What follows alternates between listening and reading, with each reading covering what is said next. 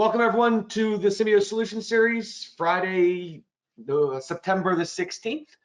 I'll go through a couple slides here. If you've never attended one before, this will be new to you. If you've attended one of our sessions before, then the slides you're about to see will look relatively familiar. So today's session is on material handling, transportation, and warehouse modeling. It's a mouthful. I am Dan Vasilini, VP of Global Sales here at Simio. Doing most of the presenting or most of the talking today is going to be Adam Sneath. He is a solutions engineer. If you have attended past webcasts or have watched a recording, then you've probably heard Adam speak as well. All right, a couple of housekeeping items before we get started today. Please be aware that today's session is being recorded for replay purposes. If you'd like to rewatch this session, or if you'd like to refer on to a colleague or have someone else watch it, it will be available on Simio's webpage, www.simio.com. Soon after our session ends, our webmaster is actually off today, so I don't know if it'll go up today, but we will get it up as soon as we possibly can. Also note, all participants will be in mute mode as you come in today. If you have a question during today's session, you should see a GoToWebinar dashboard somewhere on your screen. On my side, it's on the right. You may have moved it around. It might be somewhere else on your screen, but in that dashboard is a question box. And that question box is where you can type any questions in today during the session. If your question, when it comes in, if it's specifically relevant about something that's going on, as Adam's presenting, I'll try to interrupt and ask the question at that point in time. If your question is more generic in nature, I will also, I'll try to save that to the end for the question and answer session. Adam said he has about 35 or 40 minutes to present today, so we should have some time at the end for Q&A. Next. All right, so we are going to pause our solution series here for SimioSync. SimioSync is coming up in about just over 30 days. So to give our engineering team some time to prepare for SimioSync, we're going to pause our sessions. We will return in November. From the attendance, from the feedback we've gotten, it seems like this session is pretty well received, or people are pretty happy with what we're doing here. So we are going to continue these. The one thing I will put out there is you can see at the bottom of my email address. We're always looking for suggestions. I know a few of our sessions we have held have been specifically based upon suggestions from customers. So if you do have a suggestion on something you'd like to see, please let us know. Otherwise, we will continue on with the programming that we are putting together. But once again, we are going to pause for SimioSync. And if you ask the question, what is SimioSync, or when SimioSync coming up, here you go. So SimioSync, as far as the theme's concerned, we're still working on the final theme for the session. It is going to be a one-day virtual conference, October the 25th. Right now, we should have confirmed speakers for the October session announced very shortly. We're kind of honing in on the list, siphoning it down, trying to get to the point where we have everyone's presentations and we're ready to announce speakers. But we should have those speakers announced very soon. You can see a list of our past speakers there, and there may or may not be some repeat speakers based upon some of the presentations that have been brought to us. You can register at simiosync.com. With that said, that is the end of my talk. Adam, I will go ahead and turn things over to you. As I said, turning things over to Adam, if you have a question during today's session, please look for that GoToWebinar dashboard and type your question in there. We do have a pretty large crowd here today, so if our questions get over, if we get too many questions, we may not get to them all today, but we'd like to try to get to everything when the questions do come in. So that said, Adam, the session is yours. Thanks, Dan. Can you hear me? Can hear you perfect. Great. I'll flip on my webcam. Hopefully it works. Say a quick hello to everyone out there. Thanks for the introduction, Dan. Thanks everyone for joining. I see we just hit 101 attendees, so that's pretty exciting to have a nice showing for this session today. Great to see you. As Dan mentioned, if you've been on these sessions, you've probably heard my voice before, so glad to be back with a new topic today. So we'll go ahead and get started. Dan, just to confirm too, you can see my screen as I flip to the next slide here. Looking good? Yep. Looks good. All right, terrific. So here is the open question that will kick us off today, right? I want to model a warehouse in Simio, but where do I start? And as we typically do, I will attempt today to show you features, functions, tips, and tricks that would enable you to take this back to your own environment, because no two environments are alike. Modeling itself is subjective. There's a bit of an art to it, as you know, if you've been doing simulation or simio for a long time. And our philosophy really is to try and enable you to really own the modeling work and learn good practices. So that's what we'll focus on today. Specifically, I have 3 example models to share with you. The first one is going to be kind of a warm-up, call it material handling example. We're going to talk about the rack object, material element, defining material requirements, typically at a work area or a server. We'll also look at on replenishment order process, which might not mean a lot to you right now, but it will in a little bit. We've got warehouse example 1. Guess I could have been a little more creative with the naming convention, but in that example, we're going to look at detailed rack content initialization from data.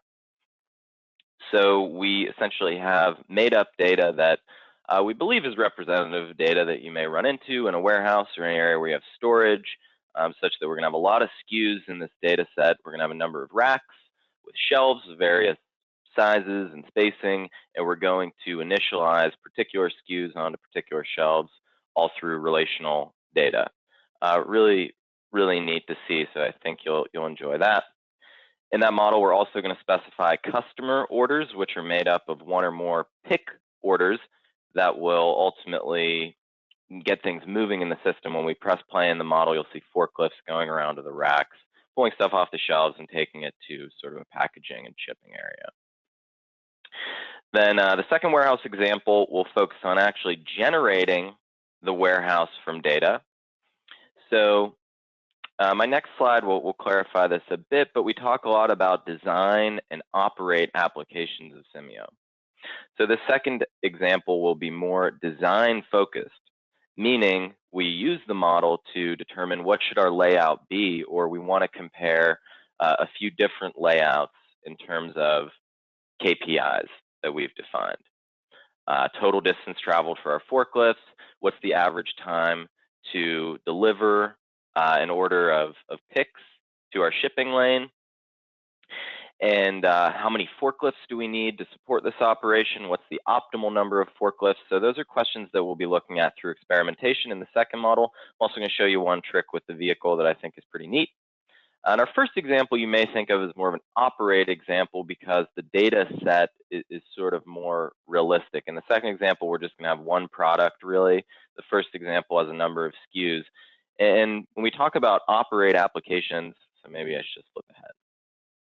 So we storyboard this as the digital continuum, where on one side you have design applications, simulation, where you're doing capacity analysis, looking for bottlenecks, analyzing the root cause, and ultimately using the model to predict what you may expect for a given design, configuration, or scenario.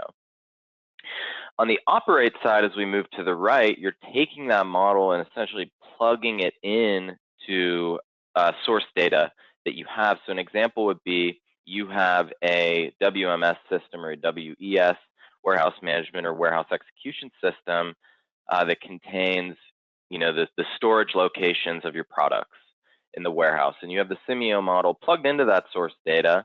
So each time you run the model, you're initializing the model with real information. So this is more of a day-to-day application of the tool, where it really becomes a digital twin of your operations.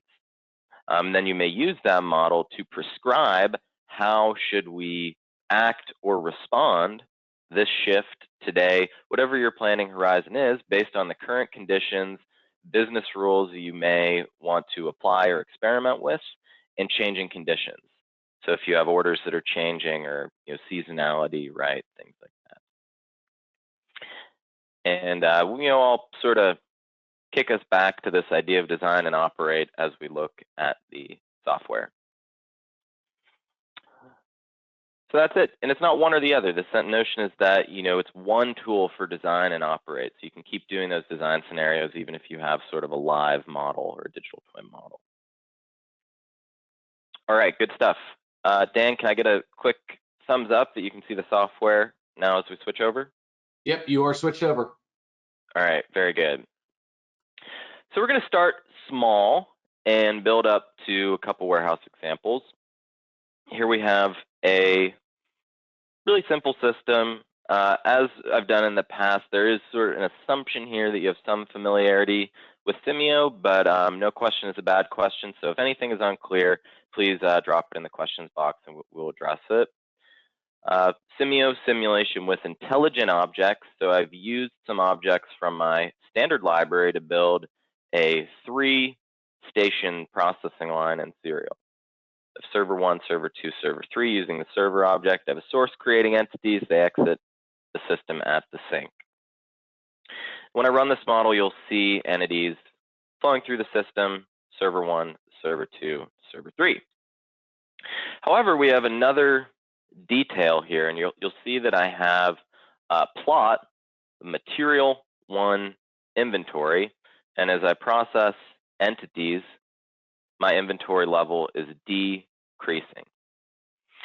So we're going to talk about what is material 1, where do we define it, right? And maybe you're familiar, but we'll switch over to the definitions tab.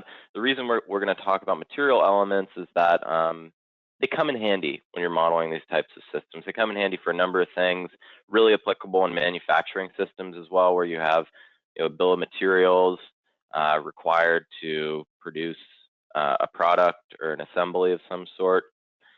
So there's a lot more you can do with this, a lot more examples. So if you want to learn more, you'll reach out to us. We can point you in the right direction.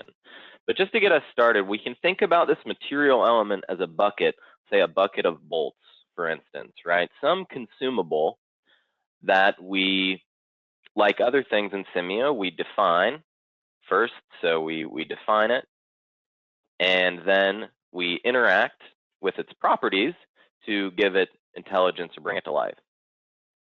So I have this material 1, and the properties of material element will start to make sense as you see what it does and how we use it.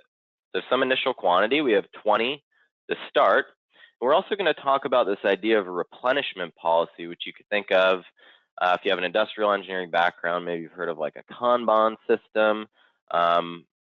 Obviously this could apply to sort of supply chain topics, right? This idea of a replenishment policy.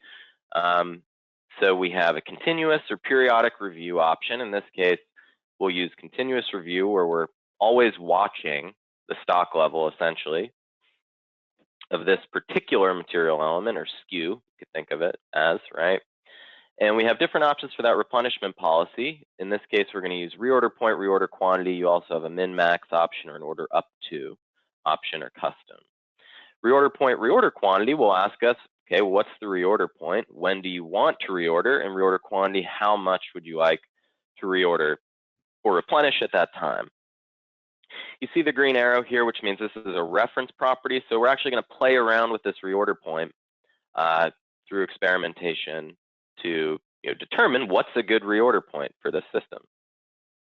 And we'll come back and look at this last piece here shortly.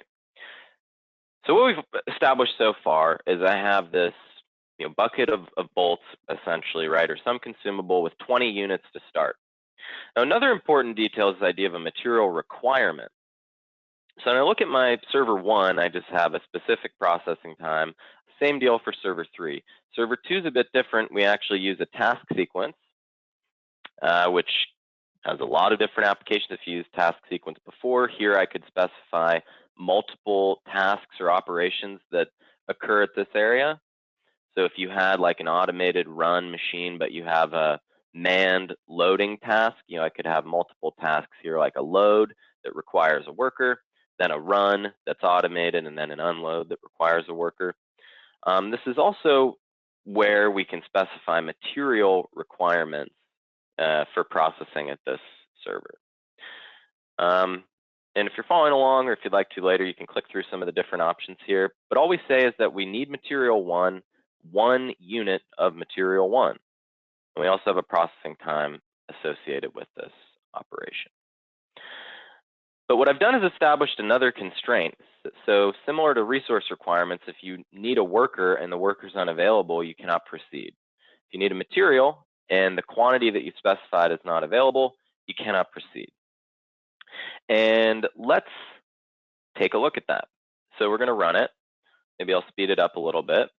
So you see that we're happy pass, no delays, parts are flowing through because we're consuming that material, but we're about to run out. And when we do, you can see that I've got a log jam all of a sudden, right? So this part cannot proceed until I have 1 unit of that material available.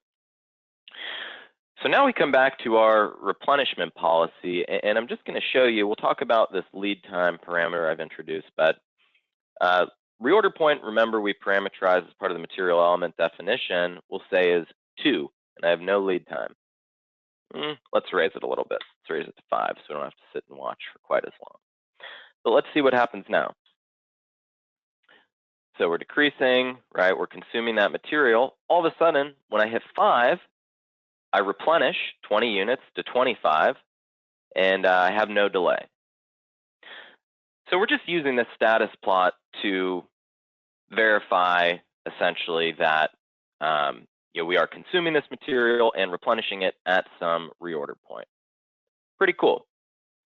You can also see how the material requirement works because when we never hit 0, we don't have the delays that we saw before.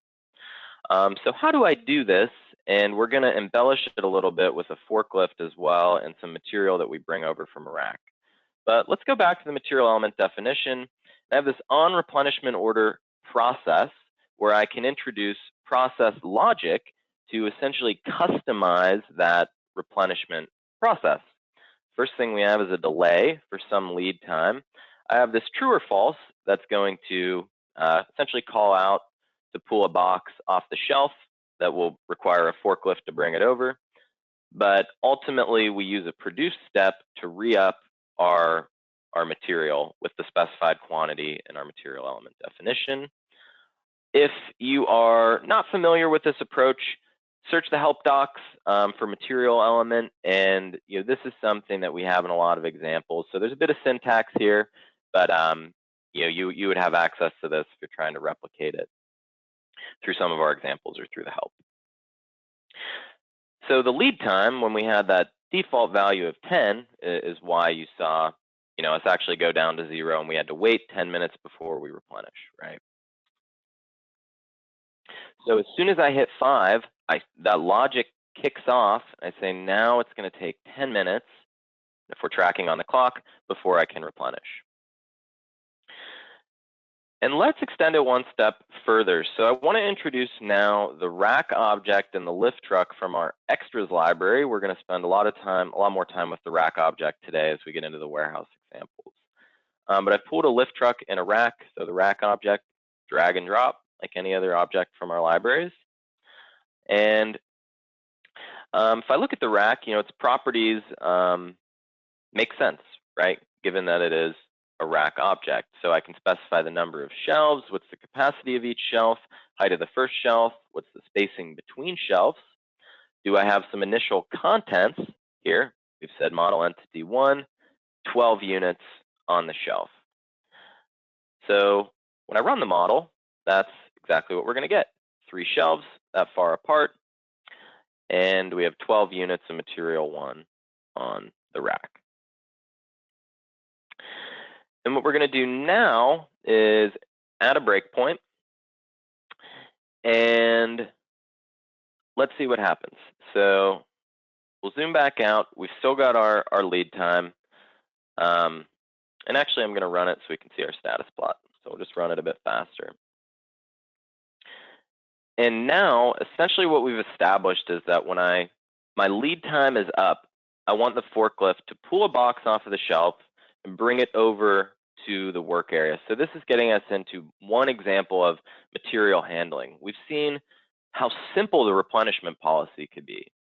So maybe you want to assume away the material handling, or you're not concerned with modeling that. You can just use that replenishment policy feature to bring your material stock level back up. If you're interested in material handling side of things, you may do something like this, where you have raw materials in some storage area and you need to actually deliver them to the line in order to replenish the quantity available, right? Adam, And shoot. hey, real quick question for right now. I think this is relevant. Can you explain why you use a different configuration for server 2 versus servers 1 and 3? Yeah, of course. So Thanks. fairly straightforward. Server 1 and server 3 are about as simple as a server could be, just a processing time, no worker required, no material required. Server 2 is unique in that we want to add that additional constraint for material requirement. And we use a task sequence to do that. So task sequence is the preferred method to establish material requirements. And we want to see that we're consuming that material as we process at server 2, so ultimately we can replenish it. So that's the only reason it's different. We use the task sequence to add the material requirement. Perfect, thank you. And if, as we ask these questions, folks, if you do ask a question and either I don't ask it correctly or we don't answer it in its entirety, feel free to either re-ask the question, or you can always reach out to us individually after the session. All right, thanks, Adam. Of course. Now, I was playing around with this model a little bit before we got started, and I actually did something that I hadn't hoped to do. I think I've just fixed it, but we'll find out pretty soon. Okay, great. So what's neat about the lift truck is you'll see when it's pulling from a rack, its fork actually kind of goes up to the shelf. And here's the moment that we're really interested in. So you can see that we had that 10-minute lead time. We've actually added some additional time where we're still not replenished for the forklift to do its move.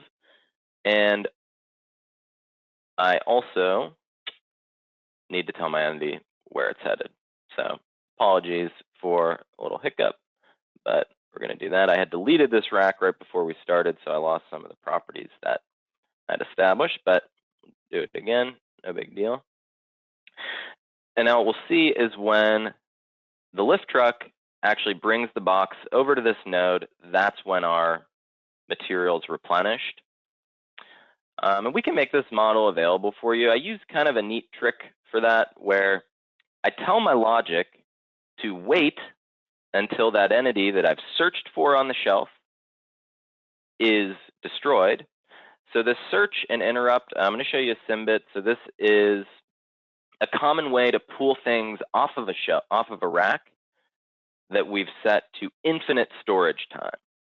This is a property I forgot to mention when we looked at the rack before, but we've said essentially that we have infinite storage time on the rack, and we're going to tell it exactly when we want to pick from it using process logic. And I'll point you to a symbit so you have a reference point on that as well. But I've told my logic before I produce, I have to wait until that box I pull off the shelf is destroyed. And I've just told it to simply go to a transfer node where I destroy that box entity, which frees up the wait step and produces my material back to stock. So a ton of different ways you could do this, just one example. So hopefully, perhaps you've learned something here about material elements, material requirements. We've also had an introduction to the rack and the lift truck. Now, if you're interested in more detail about the rack, specifically this idea of infinite storage time, check out the extras library lift truck rack symbit. That also, like all of our symbits, comes with a nice document to describe how the model was built, what it's all about.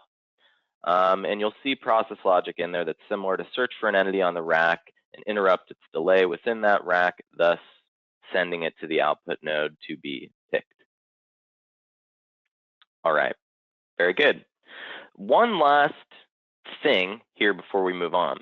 As you've seen before, if you've been following along, we talk a lot about custom objects. So let's imagine that I now want to build a warehouse with 50, 100, or hundreds of these rack objects that are the same in terms of these properties that I've defined. Instead of pulling a new rack and hard typing all of those property values again, I can right click on the first one that I've set up, create object from this, we'll call it my rack. Now in the project library, I have a custom rack object that's configured with all of those defaults. And what else is really great about custom objects is now I can rapidly sort of push updates. So I've made some local updates here on my rack 2. Now I've typed my rack. Nothing's changed about my rack 1, but I can use this right click, update defaults from this to push that 5 and 20 to all other instances of the rack, the custom rack, okay? So both warehouse examples you see next are going to employ that idea of a custom rack object. Now, things should get a little more interesting.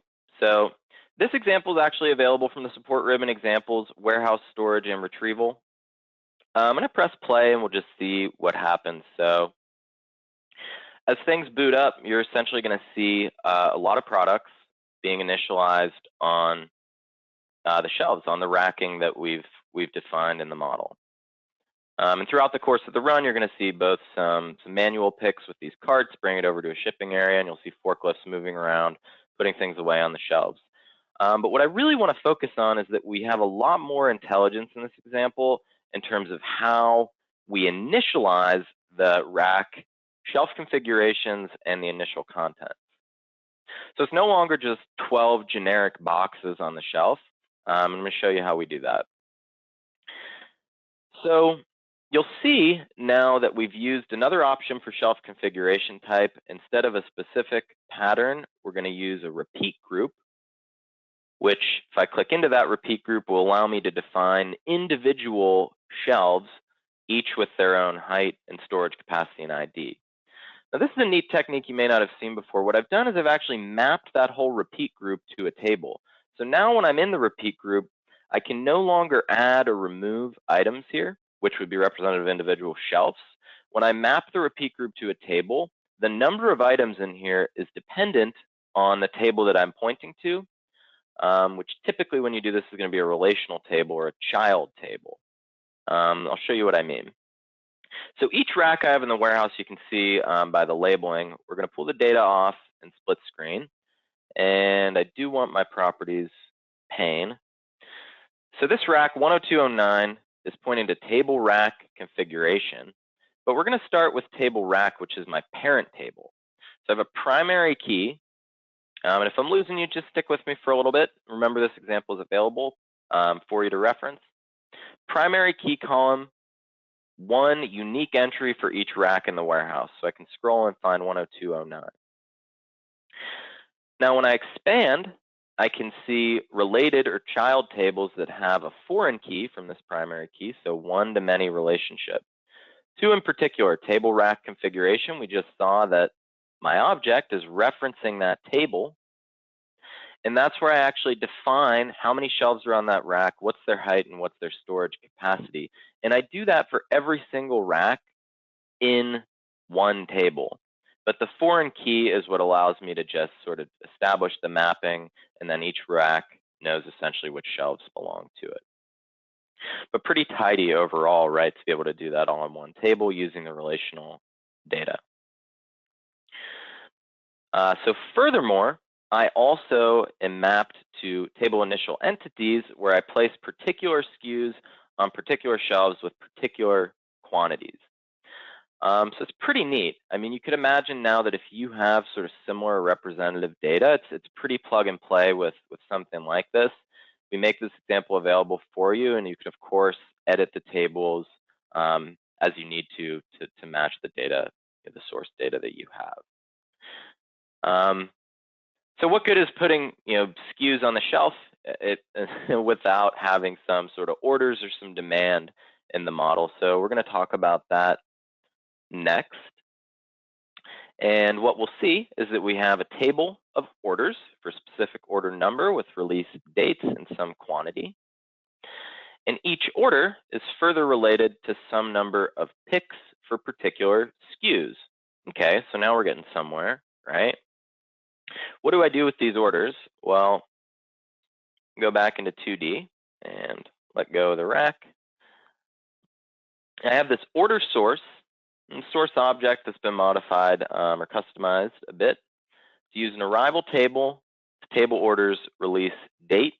So this is creating an entity for each order, which is sent to a combiner that will call some process logic when a parent enters. So one of the things we've done is use the visibility tab to hide some of the nodes and some of the inner workings of this model. But like any combiner, if you use the combiner object before, we have a parent input node where we can send an entity that we're going to combine things onto through the member input node. But mostly what I like to do is talk you through this logic a little bit.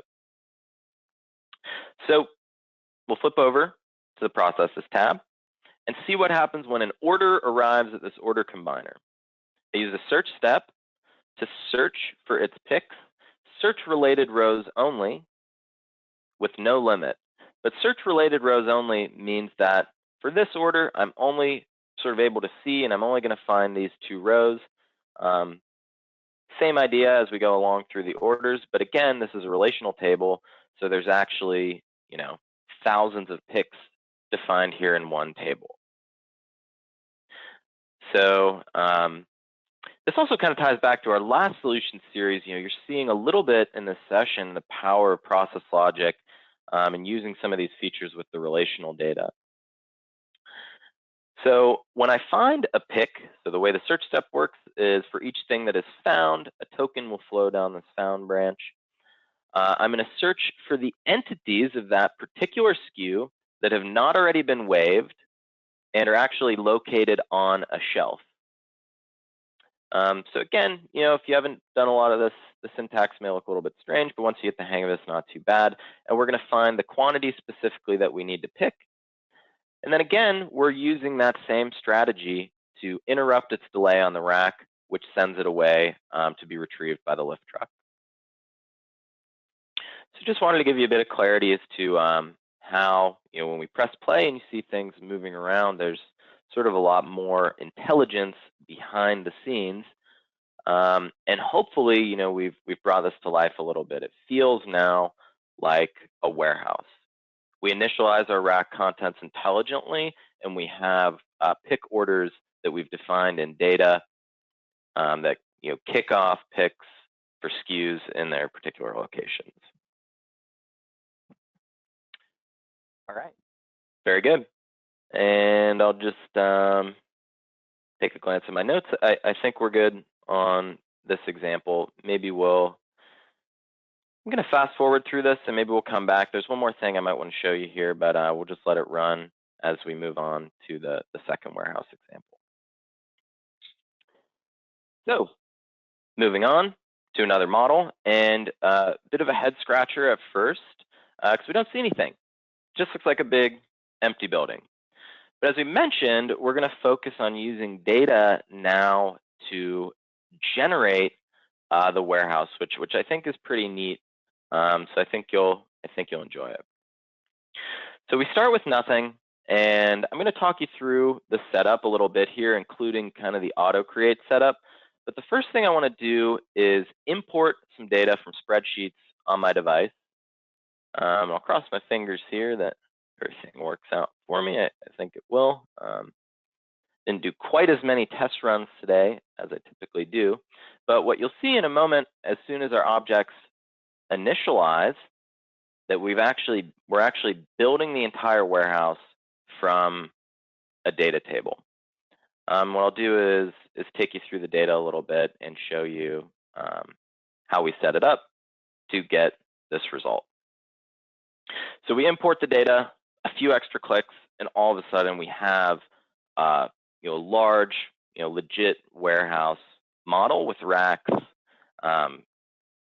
laid out in rows along the floor plan, which we've imported, which is kind of a common strategy for a lot of models that we do. But how did that happen? What's the setup? So these solution series are geared towards our model as a technical audience. So I want to take you through a bit of the setup. Like, it looks pretty cool, but how do we actually do that, right? So what you'll see here, and I think we'll have enough time, I'm actually going to go back to a blank Themio and set one of these up so you can see it from scratch. just a Simio data table like any other. I have a column of objects, and I tell this column to auto-create objects at these XZ coordinates defined in the table. What type of object? I also specify that in a column, my custom rack. And what is its orientation, right? So ultimately, what you'll see is that we have an input and output node for each rack, and I like those to face the center of the aisle. So some of them are rotated 270 degrees, some of them are rotated 90 degrees to establish that. Any other physical characteristics? What's their height, which I did also specify here in the table. So pretty cool that we can spin up a warehouse. You may generate this data externally. One of my colleagues actually generated this in R. So you can see how fast it is to build the warehouse up once you have this data. Now, I'd like to just show you quickly, like if you're starting from scratch, blank Simio, we have the data tab docked on the side. I'm going to add a table, and I'm going to add an object property column of objects, 3 real columns, and 1 special column is object type. You find it here in object reference property dropdown. And I'm going to just rename these columns quickly. We'll say this is X, this is our Z, this is our yaw with a capital, and this is our object type column. And we can move this around to the left. Just wanted to show you kind of in real time the setup. What we're going to do is tell this object column, it has this property here ready to roll. Let's auto create objects, 1 per row, of an object type that I specify here at the X coordinates that I tell you, and the Z coordinates, and the yaw. And then if you'd like, you can give this, right, units of meters. You could perhaps use the display name to give this kind of custom units, right, of degrees, because we don't have units for degrees in Simio. But now what you're going to see is when I specify a rack, boom, it's created at the origin by default, and then I can turn it, create another one, and we'll shift it over a bit, and we'll rotate it. What if I want to create a server? No problem. Move it down, rotate it a bit. So just wanted to show you, not too bad to set that table up once you get the hang of it. And now we have a record or a row for each object in our model, which also allows us to specify any additional attributes of that object that are important. And if we make this primary key column, we can establish child, relational data and other tables through a foreign key. So going back, we are now going to shake things up even more. So we'll go back to empty building, and I'm going to import now a second layout. So I'm using data connector configurations, which I'll elaborate on in just a sec. Let me do my extra click to let my object start initializing. Data connector configurations are, I wouldn't say a new feature, but sometime over the past year or so, we introduced this feature. So you can have one data connector, which points to a specific source, in this case, a folder on my computer. And you can define multiple configurations within that connector. Each configuration allows me to point to a different set of files, which in this case allows me to do this neat trick where I can switch between layout 1 and layout 2 and get an entirely different layout, since my warehouse is built from data. And I meant to run the model when we had layout 1 fired up, but we'll run it for layout 2, and you can take my word for it that it also is ready to run in layout 1. But you can see, we've got fork trucks moving through the systems, placing pallets on the racks. And when we start our picking, we're going to have pickers, sort of another fleet of lift trucks pulling pallets off the racks into these shipping lanes. And I want to be transparent about this example. So there's a bit more going on here. When we turn on the links and nodes, you can see that I have a network built essentially around these racks to get stuff over to my shipping lanes. However, I did not build out paths down the aisles, which you may find to be pretty interesting if you've done this sort of modeling before. What's cool is that the forklifts kind of travel to the end of the aisle, or one end of the aisle, head in through free space, actually, put the pallet away or get the pallet and head back out to the end of the aisle. And I'm going to show you some of the process logic that I put in to allow me to do that. Another option would be to have paths sort of going through to each rack. But I thought this approach was pretty cool, so we'll talk you through it. So what we do is establish a relationship to what we've called aisle in and aisle out nodes. So each aisle has a designated aisle in and aisle out, and we define that like most things in the data. So you can see for some set of racking arranged in an aisle. So in this first aisle, for instance, I have rack 1 through 18, I think. You'll see that they have a specific node that is their aisle in a node and a specific node that is their aisle out. As we scroll through the data, you'll see that those change for sort of the subsets or the different aisles of racking that I have defined. If I turn on my node labels, you can see 31. This is an aisle out node for all the racks in this aisle. You may be saying like aisle in and aisle out node, that sounds a little scary. Well, they're just basic nodes, but I've added some process logic to them to do some nifty stuff. And I've also added process logic to my rack. So we do the same strategy where the rack has infinite storage. We search for a part. Don't need to go through that again. So it goes to the output node. And when it hits the output node, it's going to execute this logic. Output rack custom entered. What I do is make sure that it's a model entity, because the forklift, the lift truck also enters this node, and I don't want to do the logic when the lift truck enters. I only want to do it when the entity or the pallet is hitting this node. And I actually seize the lift truck, decide which node is closest, aisle in or aisle out. So this is for my pickup, right? And I move to that node, so I use a move step. Then I release. So we seize, move, release, and I'll tell you why in a second this works the way it does.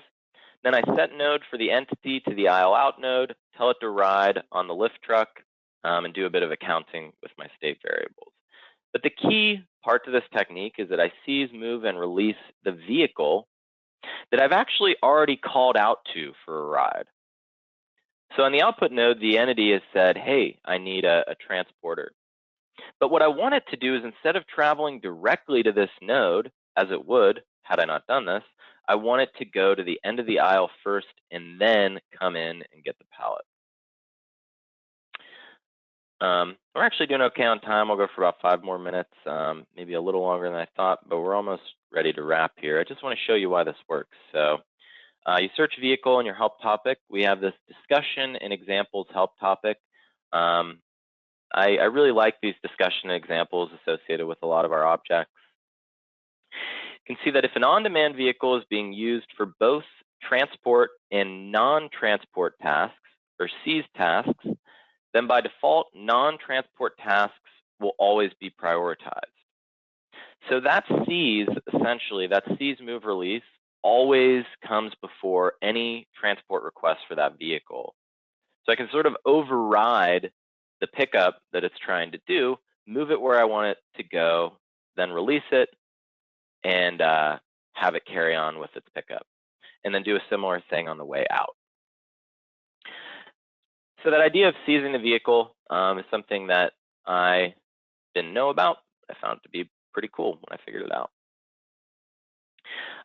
So now really, with these two techniques, data generating the racks and specifying their contents in data, hopefully you've seen that using model data gives you a lot of power to flexibly and scalably create warehouses of different shapes and sizes. And last but not least, maybe just wanted to show you, again, this is more of a design model. So we have these parameters for how many forklifts, and we create some scenarios. So if we don't have a lot of questions, I can talk you through more of these a bit. But we track things like total distance traveled for the forklifts, average time to dock, 24 pallets, which is a full truckload. How many truckloads do we ship? We do have variability, so the storage in this model is totally random. So you can actually see over the replications that we run, there's a fair amount of variability in the total distance traveled, for instance, and our other performance metrics. So the only scenarios that really perform better are these last two based on the confidence interval and the variability in terms of, this is really our throughput, so to speak. Another thing we do here is run opquest and allow our capacity values to be optimized. We fix some of the other parameters, and we define an objective function to get as many pallets out the door as we can, and also try to minimize distance traveled with less weight. And we conclude, perhaps, that 4 and 4 is the right number. And we can, again, look at the variability in those scenarios and look at the confidence intervals as well. Last point is that when I define those data connector configurations, I can actually use those in an experiment, which is really cool because now if you have 3 or 4 different layouts and you data generate the model, you can compare them side by side in terms of your KPIs using that configurations feature. So I ran it for layout 1 and layout 2. And you can actually see that the distance traveled is non-negligible and the first layout seems to perform better in terms of throughput. If you have questions about how we set up those configurations, don't hesitate to reach out. I basically just add configurations, give them names, and each one points to a different set of files somewhere on my device.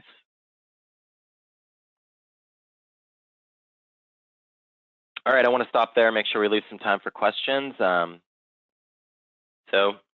yeah, any questions out there, Dan? Yep, perfect. So we have about 10 minutes for questions here. Now we do have several that popped in. I would suggest, I don't know if we're going to get to all of them, but let me just start going through them. Can you explain how you model storing pallets of SKUs with smaller boxes of material? Can you take individual material quantity out of a box and still manage how many units are in the box and total quantity on the pallet? Yeah, it's a good question. So to do that, there's a couple different ways you could do that, right? So you could batch entities together. Maybe if you've seen some of our training materials or some of our examples, you can use a combiner, for instance, where you have a pallet entity, like an empty pallet entity that you actually put things onto. I think part of what's tricky about the question in this in general is that it's sometimes hard to think about the entities and the material elements that we define. Like, is that always one-to-one? Not necessarily. The material elements have some nice features for like logging and tracking those stock levels throughout the run. So back to our simple example, I log the material usage for this element, which gives me a report in my material usage log, and I could do this for several SKUs, right? And then I can take that information and plot it on a dashboard. So a rack that I pulled out. So the material element has some nice features there, but if you're really interested in sort of animating, like pallet building and pulling individual units off of that pallet, you're probably going to be working with the combiner object and perhaps the separator object, and you may have like one entity that is an empty pallet, right, that you send to the parent input, and then you send your members or things you want to stack on that pallet to the member input. Happy to take that offline if you want to chat more about it. Thanks for the question. Okay, great. Can you explain how I would use the example models as a template? What if I need to change any of the data schemas? Yeah, great question. So let's look at this one. So changing the schemas is really easy. So for any table in Simio, you have the schema ribbon where you can add additional columns, right? So I can add a string, a Boolean column. You can move any of these columns around. And one thing you might do, right, is if you want kind of a clean slate. So if there's not too much data in the table, you can just delete the data from that table, which in this example is going to actually delete all of the racks. So that's sort of what we did in the other warehouse where we data generated. We start with an empty auto create table. So basically just clear out the data, mess around with the schema as you wish, and then you have a template in that sense that this table is empty, but as you populate it with data like we did in the other example, it's going to place those racks at those coordinates for you. So we've just cleared out the warehouse by deleting that data. If you had a bunch of data in here, you could take it out to Excel and sort of more of a streamlined way, clear out the data and then re-import it. So that'd be another good option for you too. Great question, thanks. All right, perfect. Next one. Is the setup for data configuration similar for the other data connector types as you demonstrated for the CSVs? Yes, pretty much exactly the same. So if you have a database importer and you want to add multiple configurations, you're good to go. So not too bad on the setup there. Okay. All right, this may be more of a philosophical or a question we have to take back to development, but the question is, would Simio consider adding a Kanban modeling element? I don't know, Adam, if that's something you've ever talked to development about or something you may or may not be familiar with. If not, then I'll take this offline and we can address it later. Yeah, so Kanban is one of those terms that, you know, and to be quite honest, like I do not have my PhD in industrial engineering, but what Kanban to me is sort of a generic term. I mean, that could mean a lot of different things. I've done some research and like Google searching around to make sure I understand it when people ask us about Kanbans, at least to some extent. So if you have something in mind or an interpretation of Kanban that's different or does not seem to be met by what we showed you today, definitely reach out, because I think my answer would be no, essentially, because personally, I believe that these replenishment policies, along with the process logic, allow you to do a lot of that. But if you're thinking about it differently or saying, hey, like, doesn't really seem like this could capture the details that I want to model, let's chat about it, because we'd like to learn more about what you're interested in and perhaps show you a way that you could do it with the current feature set. Thanks. Perfect. Yeah, and you know what I'll do? I already shared your email address and my email address, but let me just share yours again via. I will spell it out. It's Asneath. It's ASNEATH @simio.com. So if you want to elaborate on the Kanban question, the questioner, please feel free to reach out. Let me ask one more question and then we'll wrap up, because I don't want to go too long here.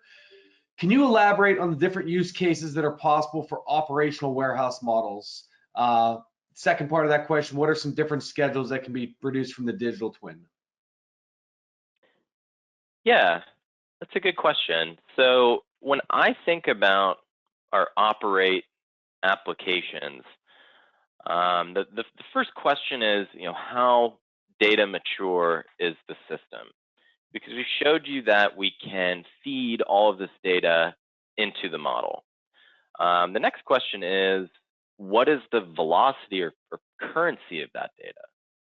Is that data kept current in real time? I mean, are your pickers scanning every unit or every, you know, eaches or whatever you call them, right, as you pull things out? Do you always have a data representation of where everything is in the warehouse? Or is it more sort of periodic, like you get snapshots? So given the answers to those questions, you may have a model that you run, you know, twice a shift, maybe every 4 hours. So you pull in the current state, simulate 4 hours out, and the scenarios that you could run there are manyfold. Like, you could also connect to your actual labor availability.